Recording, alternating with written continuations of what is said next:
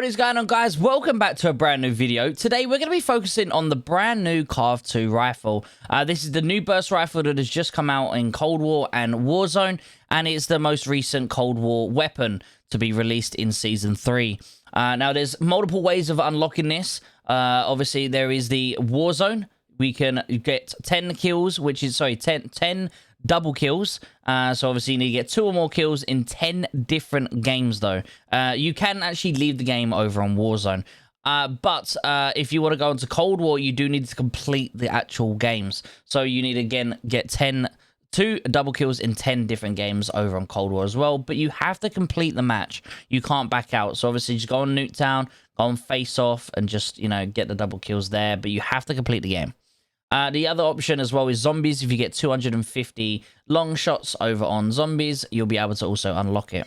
Now, there's been a recent issue, well, I say recent issue, since yesterday when the new weapon came out. I've never, ever once in my life had a dev error until this weapon came out. Now, apparently, there's speculation as to what's causing it, but basically, upon reviewing my footage, whenever I use a C4, a stim shot, or anything like that, while using the CARV, there's a very high chance of me getting dev errored. Now, I've reviewed some footage and thought that maybe it's just the tacticals in general, but earlier on, before using the CARV, I was also getting, I was using it and I wasn't receiving any, errors at all. It was only once I had the CARV equipped, and then I used the, the stuns, the stims, the C4 Semtexes that I'd actually end up getting, disconnected. Well, dev errored.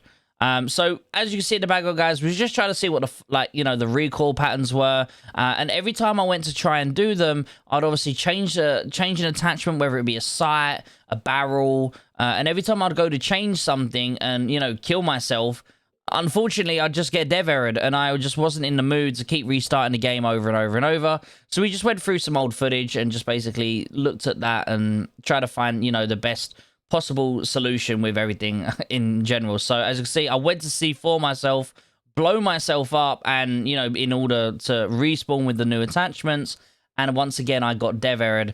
I just wasn't very happy with, sitting here trying to test this out all the time. So, again, this was once I had it unlocked. I went into a game. We just killed that team there. It's 2v1 right now. I self-res and instantly use a stim shot. And then I get disconnected. And it was a 1v1. Hinker went on to win the game. I wasn't impressed. But this was literally over and over and over and over again, and it got to the point where I just kind of gave up. So the man, the myth, the legend himself, though, J-God, he has actually done all the testing for us. So definitely go check out his video. He's obviously done a full breakdown on it. But as you can see on screen, there is a barrel called the match grade. It's the second from last barrel that you unlock. And this barrel apparently says that you get more damage. Well, further from the truth is the fact that you get no damage increase on the chest, no damage increase on the stomach, but you actually lose 1 damage on the limbs. So, in fact, you end up losing damage while using this barrel.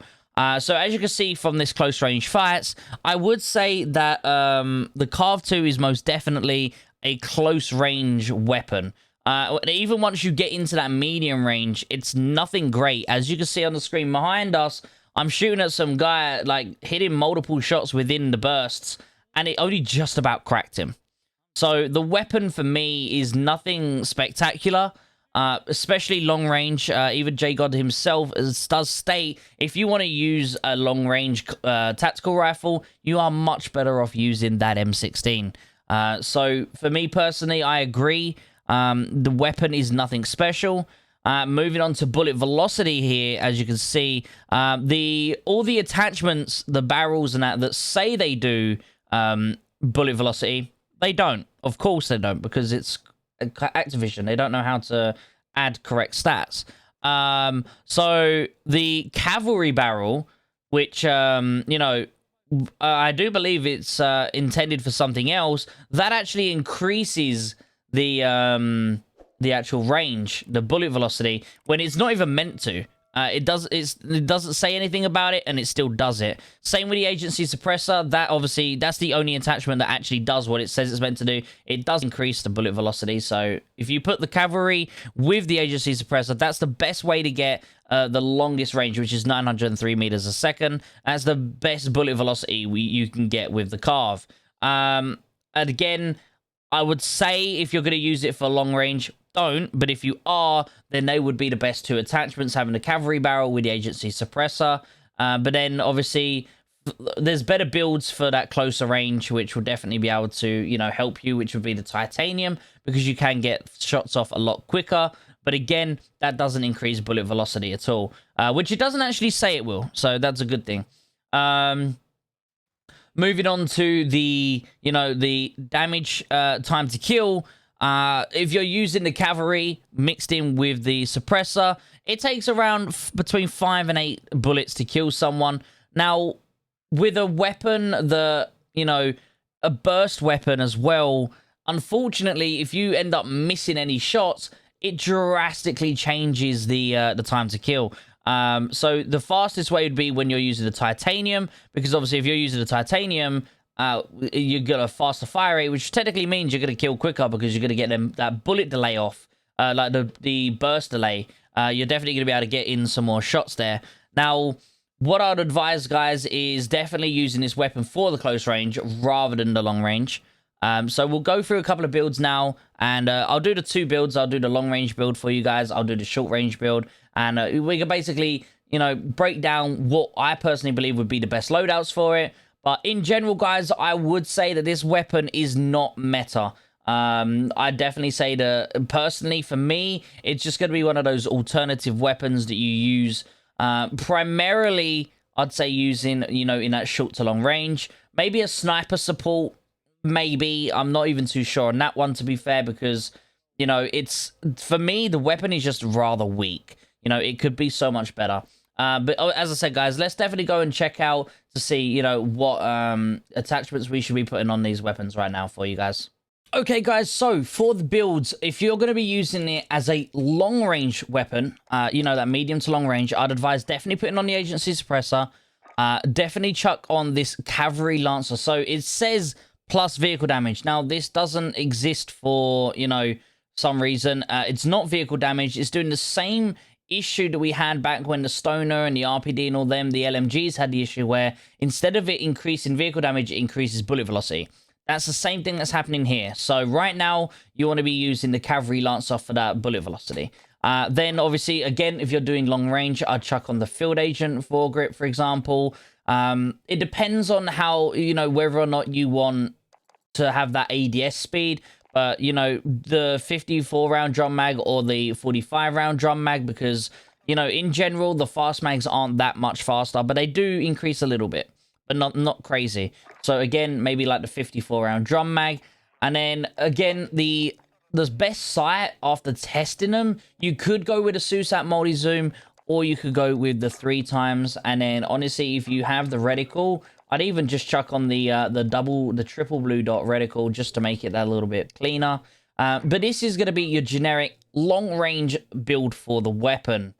Now, if you wanted to go for close range, which is personally what I think this weapon is going to be better for, would be to have, you know, the agency suppressor, the titanium barrel. Now, even if you don't want the suppressor on and you want to maybe run, you know, you could run the foregrip. But you're going to have a little bit more bounce. Again, the drum mag, you want to have that serpent wrap on there as well. And then even the Raider stock. Now, this is going to be your close range, you know, ish SMG build. And then, as I said, if you wanted to take off the field grip, because you're going to be most, you know, in general, you're going to be using it at that close range, and then chuck on the suppressor, that's probably going to be your second best bet in general. But I've seen some people, obviously, they just don't care about the sight. Some people even go and chuck on, you know, the Tiger Team for the movement speed. But in general, guys, I reckon, you know, just having a suppressor on really does help in a lot of situations. But you know, these are going to be the main two loadouts that you want to run. But guys, as always, I hope you have enjoyed the video. And if you haven't already done so, please check to see if you've hit that subscribe button so you can come back for plenty more content that we're going to be releasing throughout the next coming weeks. Hope you all have a beautiful day, guys, and I'll catch you all in the next one.